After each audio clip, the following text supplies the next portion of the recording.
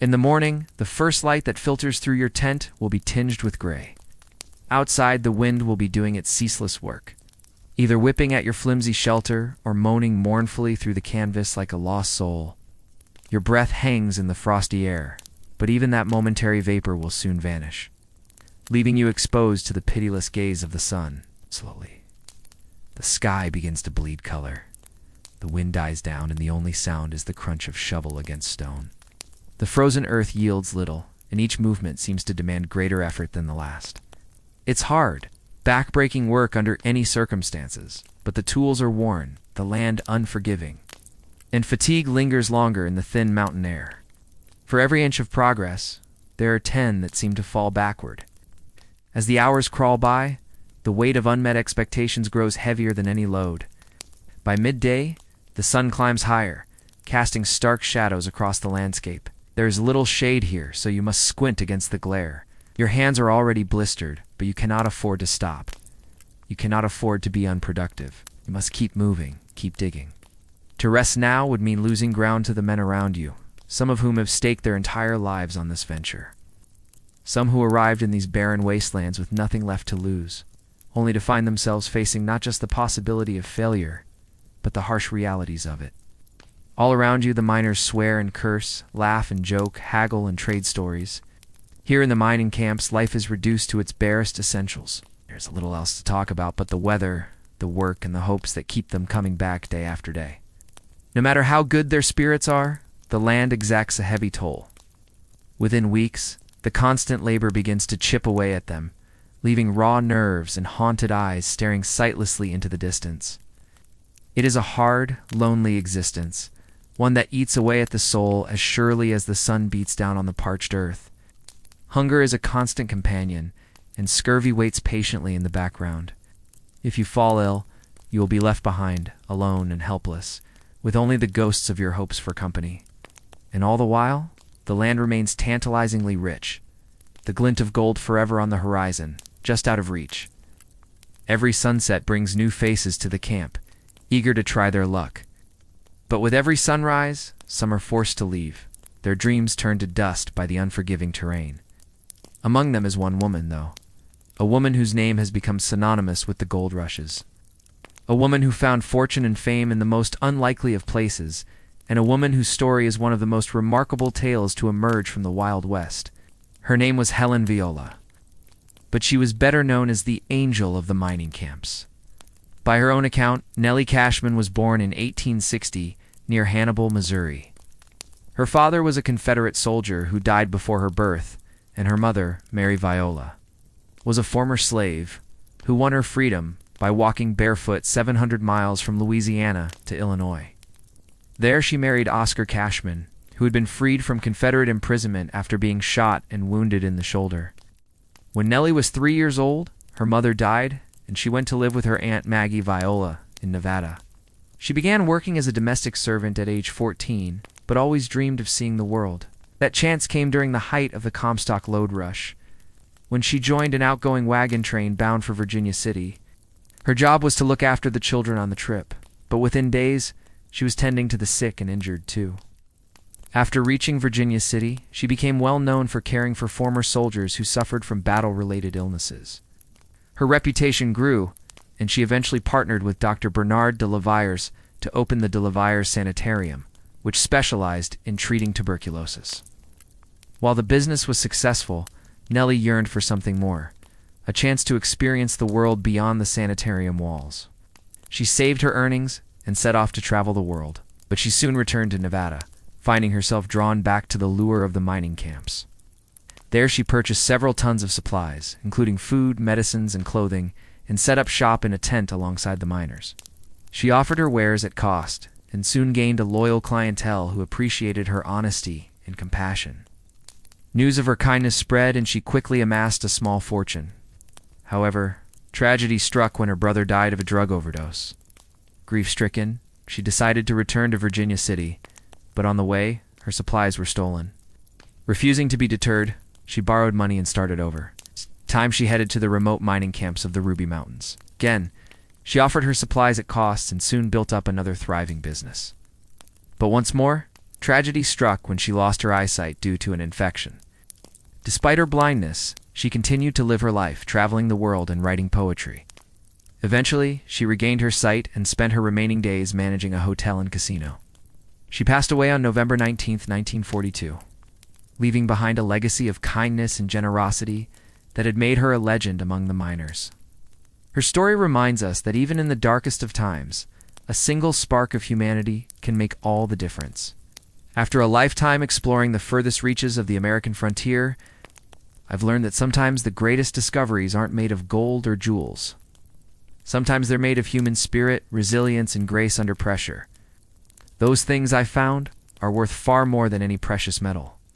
Like Nellie Cashman, many sought their fortunes in the rough-and-tumble world of the gold rushes, none more determined than Jacob Waltz, a.k.a. the Dutchman. Born in Germany in 1810, he immigrated to the United States in 1848 and traveled to Arizona, where he discovered gold near Vulture City.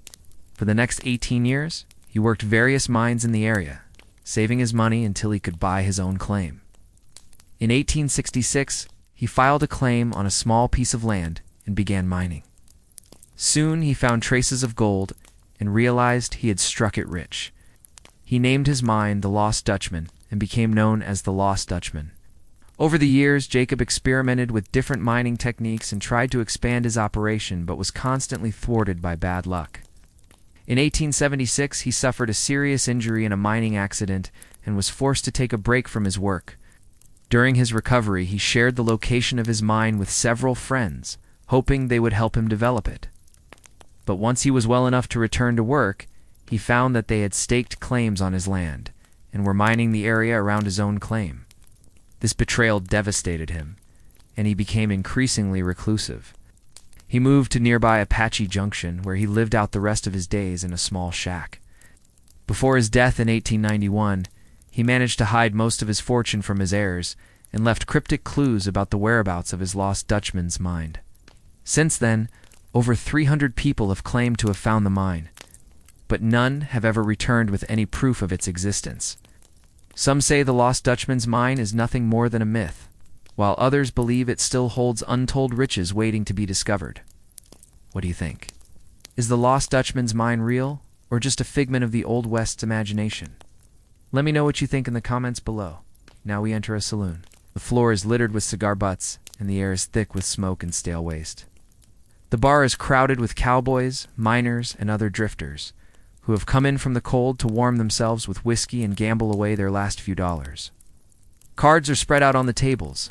Dice clatter and coins clink as men bet on the turn of a card or the roll of a die. The saloon is a microcosm of the Old West, a place where fortunes are made and lost in the blink of an eye. The rules are simple. Show up with a full deck of cards, 52 for a standard game, or 31 for a shorter one. Each player antes up, putting money into the pot. Then the dealing begins. One player is designated the dealer and deals the cards face down, 5 to each player. Once the deal is done, the betting starts. Players can raise, call, or fold based on the strength of their hand.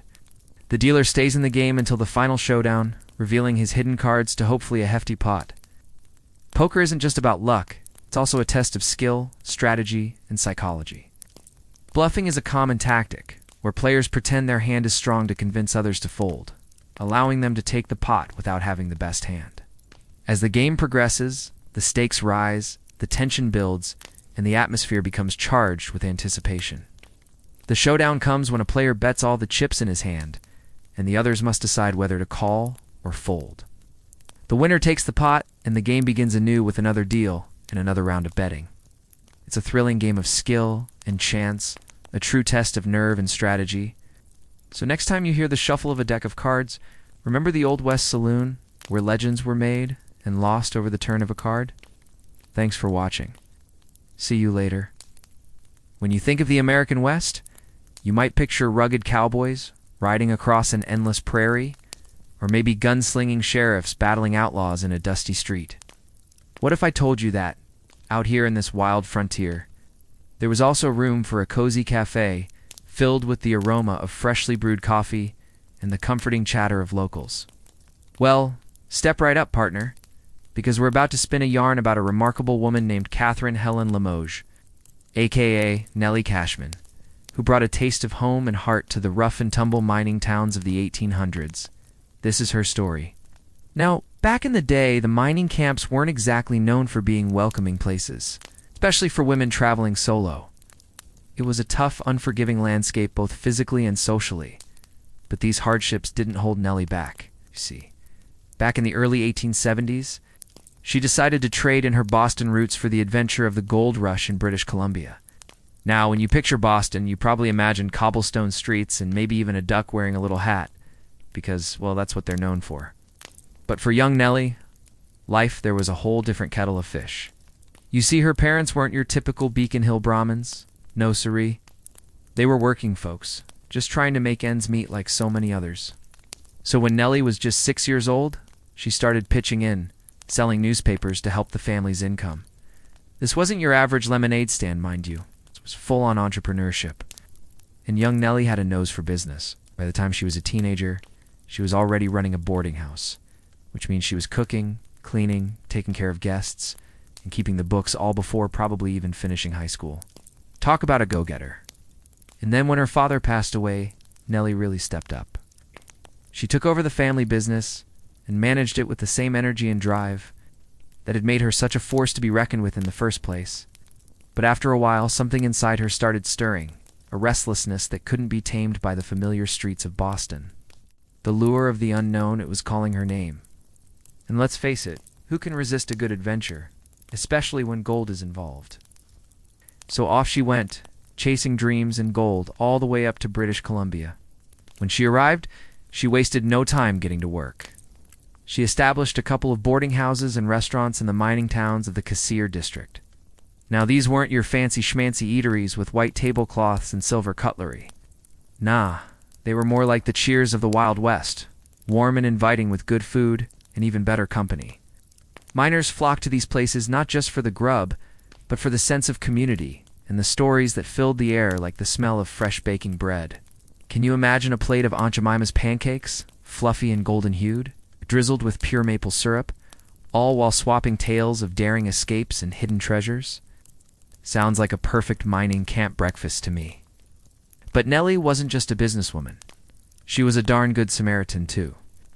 She had a big heart, even bigger than her famous blueberry pies, and she wasn't afraid to use it. When the miners got stuck in the middle of winter with not enough food or supplies, guess who came to the rescue? That's right, Nellie did. She braved blizzards and freezing temperatures to deliver food and supplies to those in need. She was like the Mary Poppins of the mining camps, but instead of a magic carpet bag, she had a trusty team of oxen and a whole lot of grit. One time in 1874, the Cassiar mining district was hit with a blizzard of epic proportions. We're talking snowdrifts as high as a man on stilts, winds that could chill you to the bone in less time than it takes to say Jack Frost, and temperatures that stayed below zero for days on end. It was the kind of weather that could turn even the hardiest miner into a whimpering, shivering mess. But did Nellie let that stop her? Heck no. She assembled a team of oxen and set out into the storm to deliver food and supplies to the stranded miners. And let me tell you, this wasn't no leisurely stroll through the park. This was a full-blown adventure. Imagine a lone woman battling a blizzard, not for her own sake, but for the sake of others. That's the kind of courage that doesn't come along every day. After braving the elements and crossing treacherous terrain, Nellie managed to deliver the supplies to the stranded miners. She might have been small in stature, but she had the heart of a lioness and the determination of a pack of hungry wolves. The miners were so grateful that they started calling her the Angel of the Mining Camps. But Nellie never took on that title. She was just doing what she felt was right. As the years rolled by, Nellie continued to travel to various mining districts throughout the western United States, including Tombstone, Arizona, and Silver City, Nevada. Wherever she went, she left a trail of warm memories and full stomachs in her wake. She wasn't just a businesswoman. She was a darn good Samaritan, too. Along her journey, she made a ton of money, but she didn't just hoard it like a greedy dragon guarding its treasure. Oh no, she was way more generous than that. She donated generously to churches, charities, and anyone who was down on their luck. She even invested in some mines herself, probably with the hopes of striking it rich and having even more to give. Who knows? Maybe she was looking for the mother lode so she could buy everyone in town a brand new pair of rubber boots or a fancy new stove for their cabin. A girl can dream, can't she? But wait, there's more to the story, you see. Nellie's journey wasn't just about mining or giving back. It was also about adventure. She loved exploring new places and meeting new people. Just imagine her wandering through a bustling mining camp, her eyes sparkling with curiosity, her ears perked up for the latest gossip, and her hands ready to help anyone in need. She was a true pioneer in every sense of the word, blazing a trail for other women to follow and proving that they could thrive in a man's world. But what about love, you ask? Did she find romance in the midst of all the gold and glory? Well, let me tell you, Nellie had enough suitors to fill a small saloon. She'd never married. Some say she was too independent and free-spirited to settle down, while others say she was waiting for the right man who never came along. Whatever the reason, she remained single all her life, dedicating herself to her work and her passion for helping others. Then there's the tale of the stampedes. Yes, plural. Imagine this. You're minding your own business, sipping on a cup of hot cocoa, and suddenly the ground beneath you starts to shake like a bowl full of jelly. That's what happened during the stampedes, when entire hillsides came tumbling down, sending mud, rock, and sometimes even entire train cars crashing downhill. Talk about a wild ride. And wouldn't you know it, Nellie experienced two of these earth-shattering events in her lifetime. During the first stampede in 1883, she was in Idaho when the mountainside above her boarding house came crashing down. Miraculously, she survived unscathed, though her business and the homes of her guests were completely destroyed. But did she let that get her down? Of course not. She simply picked up the pieces and started anew. Ooh! Fast forward a few years to 1898, when another stampede struck, this time in the Klondike region of Alaska. Once again, Nellie found herself in the thick of it, witnessing the sheer power of nature as the earth rumbled and shook around her. But through it all, she persevered, showing the same resilience and strength that had become her trademark. And then, just when you thought her story couldn't get any more adventurous, she took a trip to the South Pacific.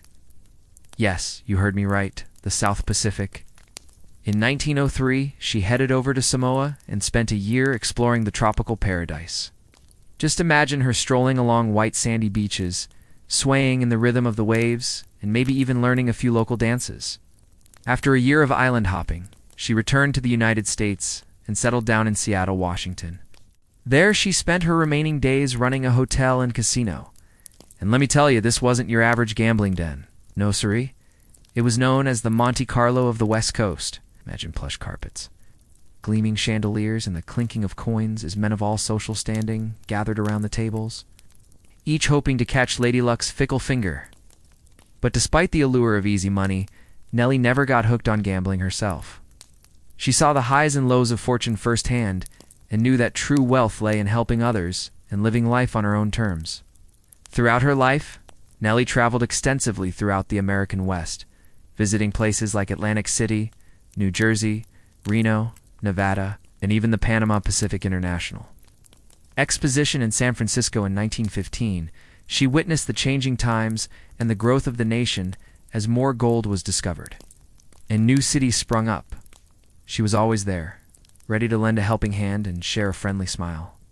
In 1925, when Nellie passed away at the age of 73, she was buried in Victoria, British Columbia.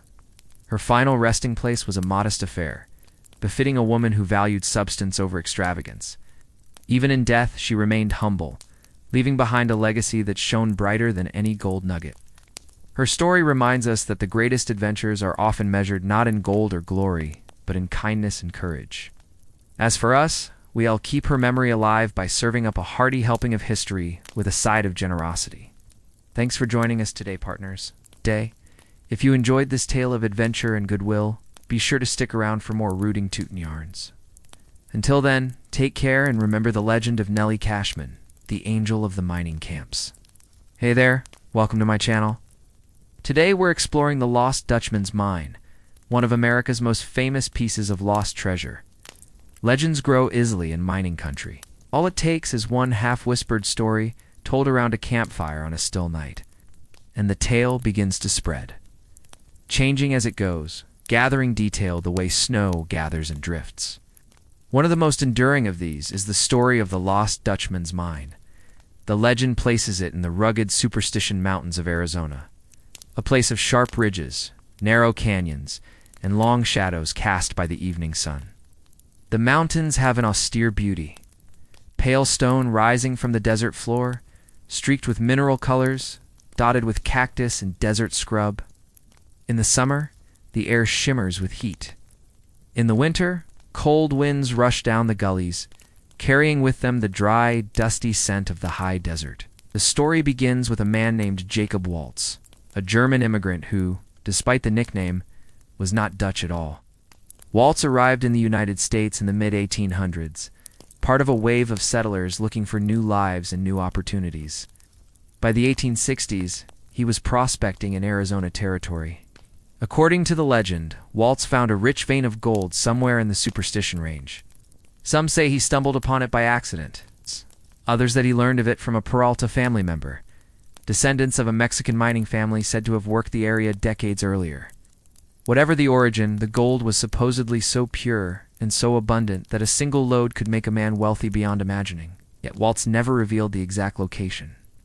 He was known to arrive in town with gold of unusual quality, selling it quietly and never explaining its source. People grew curious, even suspicious. He hinted at landmarks, a distinctive rock formation, a canyon that twisted like a serpent, but never gave a map.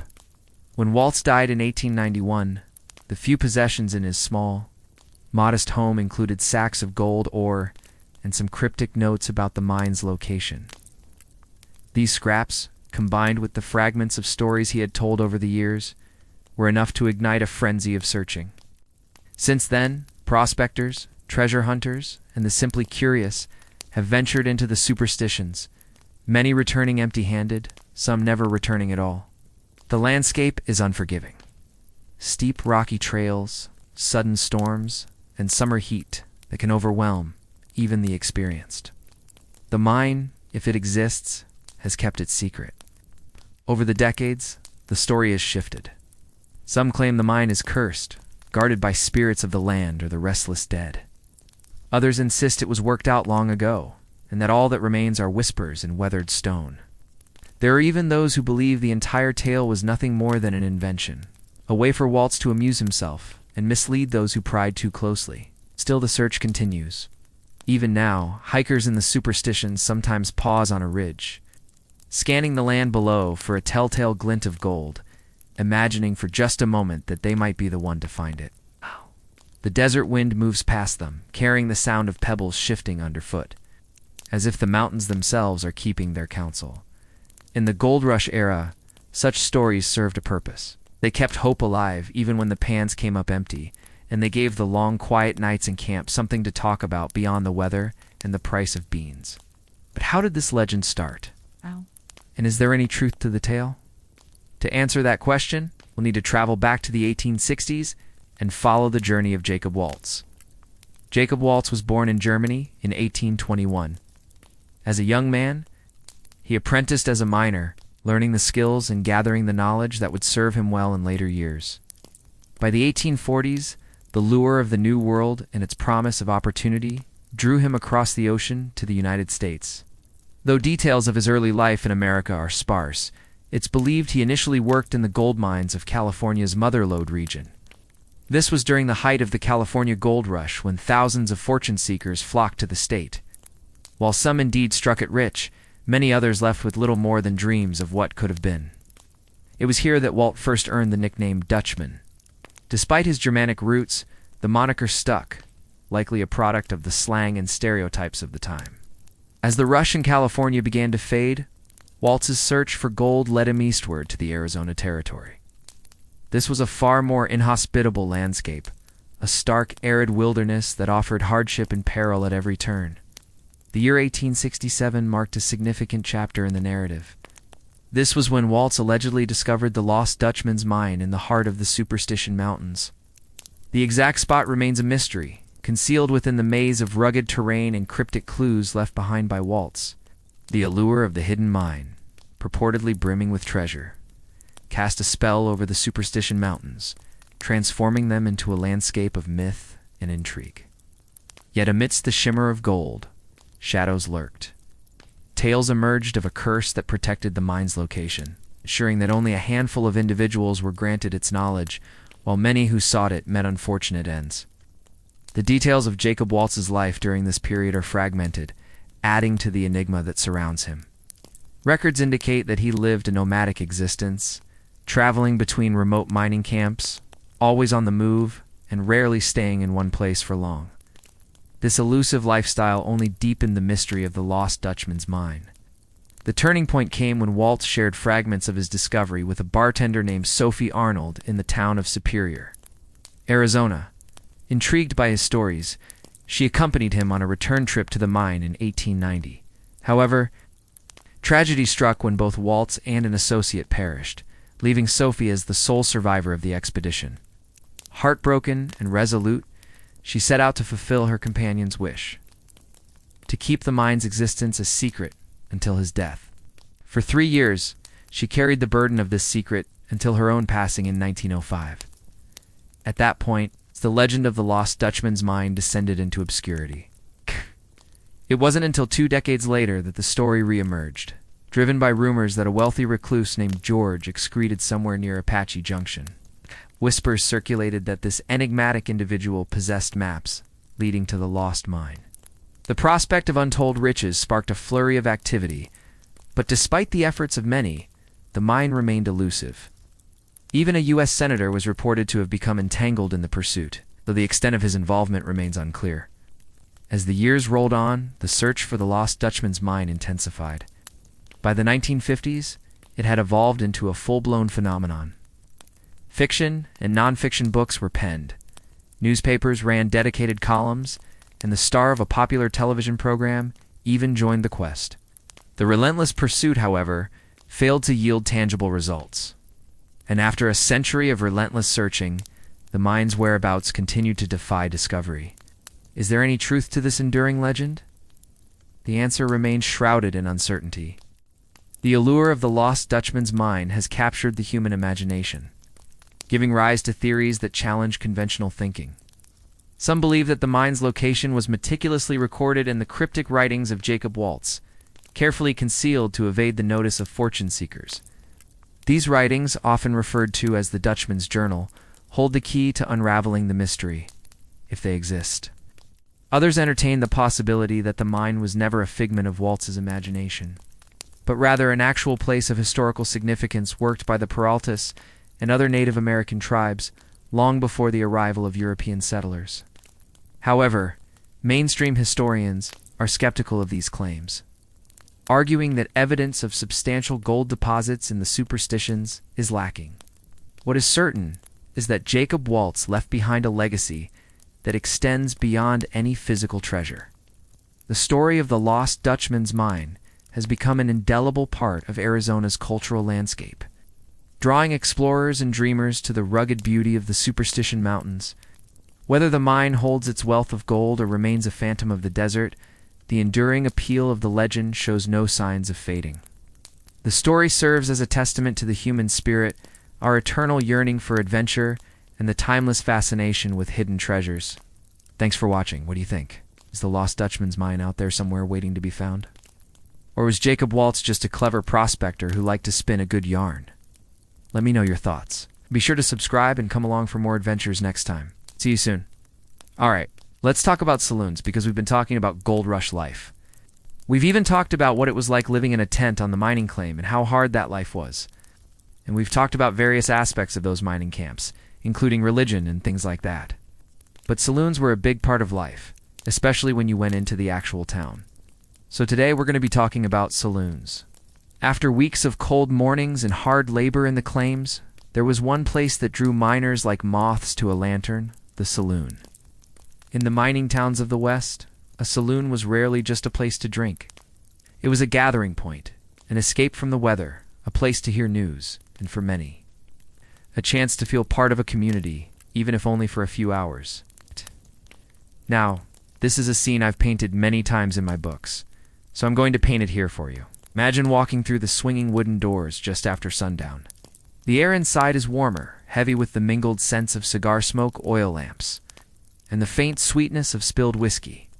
The floor is worn smooth by countless boots, and the low murmur of conversation fills the room, punctuated now and then by bursts of laughter or the clink of glass against glass.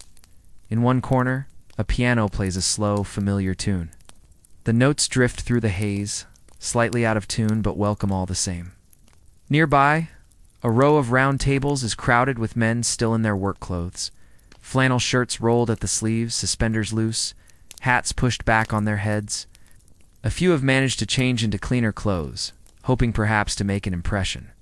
Cards are the main attraction. Poker, faro, and sometimes blackjack are played with a steady rhythm. The soft slide of cards across green felt and the faint rattle of chips stacked neatly in front of each player. There is an unspoken etiquette here, a slow, deliberate pace to the game, a quiet respect for the skill it takes to keep a steady hand in an unreadable face. At the bar, bottles line the shelves, rye whiskey, gin, rum, and a few dusty bottles of wine brought in at great expense. The bartender moves without hurry, pouring measured drinks into heavy glasses, polishing the counter with a well-worn cloth between orders. A nickel beer might be the choice for most, though the whiskey is more likely to warm the bones after a long day outside. For some, the saloon is about gambling. For others, it's about conversation.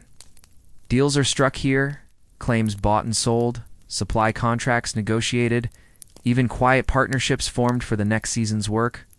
For a newcomer, it's a place to listen, to learn who is who, and to measure the mood of the town. The hours slip by easily. Outside, the night air turns sharp, frost creeping over the windows. Inside, the lamps glow on, casting golden light over the tables. Voices grow softer as the evening deepens. Some players rise from the tables with heavier pockets, others lighter. But all move at the same unhurried pace toward the door, pulling on coats and hats before stepping out into the quiet street. So why did people go to saloons? On the gold rush towns, the saloon was a reminder that even in a world of uncertainty, where tomorrow's work might bring fortune or nothing at all, there was always the comfort of warm light. Shared stories and the slow shuffle of cards on a winter's night. Let me tell you a little bit more about what happened in saloons. Saloons were the social hub of the mining towns. Here, under the dim glow of oil lamps, men from all walks of life came together. They sat around rough wooden tables, sharing stories and camaraderie that transcended the boundaries of their different backgrounds. Miners, merchants, gamblers, and adventurers mixed freely, united in their thirst for good company and maybe a stiff drink. But there was more to these gatherings than just idle chatter. The saloon was a place where deals were made and fortunes were discussed. News of the latest strike or the dwindling supply of mining tools would spread like wildfire. Men gathered not just to drink and gamble, but also to stay informed, to discuss the challenges and triumphs of their rugged existence. In the midst of this lively banter, the saloon also offered a momentary escape from the harsh realities of frontier life. As the piano tinkled out danceable tunes, couples would take to the floor, twirling and waltzing beneath the watchful eyes of their fellow patrons. For a few stolen moments, the worries of the day would fade away, replaced by the sweet melody of a fiddle or the lilting strains of a ballad. It wasn't just the music that provided an escape. The saloon also offered a respite from the biting winds and heavy snows that plagued the mining towns. In the dead of winter, when the temperature dropped to dangerous levels, the saloon became a refuge. Its thick wooden walls and roaring fireplace provided a sanctuary where men could warm their frozen limbs and share tales to chase away the loneliness of the season. Evenings in a gold rush-era saloon were filled with a rich tapestry of sounds, from the rhythmic clink of glasses being raised in a toast to the boisterous laughter of men swapping stories. These were the moments that made the saloon more than just a place to wet one's whistle. It was a place where friendships were forged, where dreams were shared, and where the spirit of community thrived despite the isolation of frontier life. It was a place where the hardships of mining for gold were forgotten, at least for a while, and replaced by the simple pleasures of good company and a hearty drink. The saloons weren't just places of revelry and camaraderie. They were also notorious for their role in shaping the rough and tumble character of the mining towns. Gambling tables overflowed with eager players, each hoping to strike it rich with a lucky hand. The clack of dominoes echoed through the halls as men gathered around tables, their faces etched with concentration as they placed their bets. Cards slapped against the table, announcing the start of another hand in the never-ending game of poker. Dice rattled, adding their rhythmic clatter to the symphony of sound that reverberated within the saloon walls. Sometimes the games were more than just a test of luck. They became arenas of deception, where bluffs were called and tempers flared. Fistfights broke out, spilling out onto the dusty streets, leaving the saloon doors swinging open as the brawl continued under the starry sky. Midst the haze of tobacco smoke, the glint of gold teeth and the flash of angry eyes, the saloon became a microcosm of frontier life itself, a place where fortunes were won and lost, where tempers ran high, and where the pursuit of gold and glory knew no bounds. I want you to imagine yourself transported back in time to the roaring saloons of the gold rush era. You find yourself amidst a sea of weathered faces, each telling a story of adventure and hardship. The air is thick with the smell of sawdust and stale waste, mingling with the sweet aroma of spilled whiskey and pipe tobacco. The piano's melancholic tune weaves its way through the room, harmonizing with the rhythmic clack of dominoes and the raucous laughter of the crowd. You pull up a chair, feeling the rough wood beneath your fingertips, and order a drink from the barkeep, his weathered hands moving with practiced ease behind the counter. As you take your first sip, the ice-cold liquid firewater cascading down your throat, you feel the weight of countless stories held within these four walls. This is more than just a saloon. It's a crucible of human experience, a place where dreams are born and broken, where fortunes are made and lost, and where the allure of gold brings men from all walks of life. For a brief moment, you are part of this motley crew, united by the flickering lamplight and the promise of a night filled with music, merriment, and the sweet intoxication of camaraderie. If you enjoyed this video, please follow along. And until next time, I hope you stay safe out there on the claim. Hi everyone, welcome to the channel. Yesterday we looked at Virginia City, Nevada, and how the Comstock lode changed lives forever. Today we'll continue our journey back to time to learn about two more boomtowns built on dreams of gold. But don't forget, this is not just a history lesson. This is your history.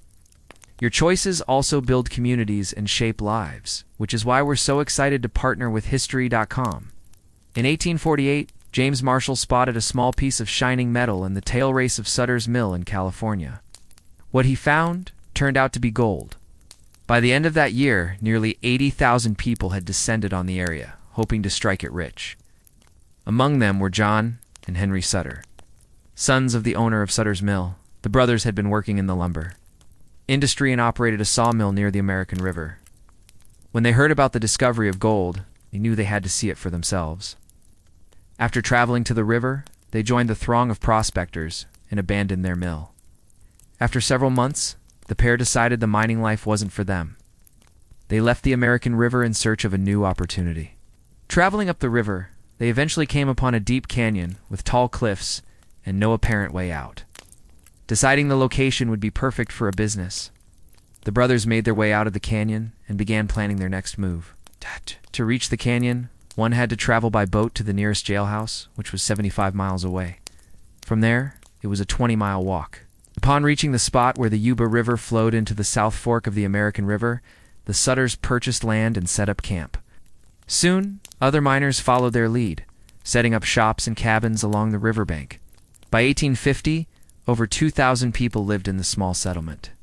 It became known as Yankee Jim's Delight, then simply Yankee Jim's. But while the settlement grew quickly, progress was slow. For much of the frontier, mail arrived only once or twice a month. Travel was difficult and dangerous, and diseases spread quickly through the population. Many men had left the settlement since its founding. Those who stayed behind seemed sick or discouraged. With little energy remaining, the town appeared to be dying. It was then that John remembered his trip to the canyon. He and his brother had walked up a tributary of the Yuba River, crossed over and continued walking up the stream, until they reached an area with green grass, tall trees, and plenty of water. It looked like paradise compared to the dusty, dirty town below. Knowing the perfect location when he saw one, John returned to the settlement with a small party of men.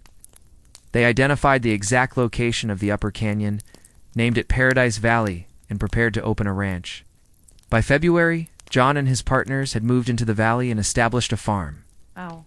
It didn't take long for word of their paradise to get around. Miners started visiting from the settlement to enjoy the natural beauty and relax from their hard work. Eventually, they asked if they could camp in the valley overnight. The owners agreed, and even allowed them to fish in the streams. Before long, men were arriving specifically to spend the night in paradise, before returning to the noisy, dusty town. As the weeks passed, more and more miners sought refuge in the tranquil valley. Some stayed for months. It became common to see weary men arrive in the afternoon and leave the following day, rested and ready to return to their mines. Soon, visitors started staying longer. One man even decided to build a house and settle down. Then others did the same. Eventually, Paradise Valley was home to over 100 residents.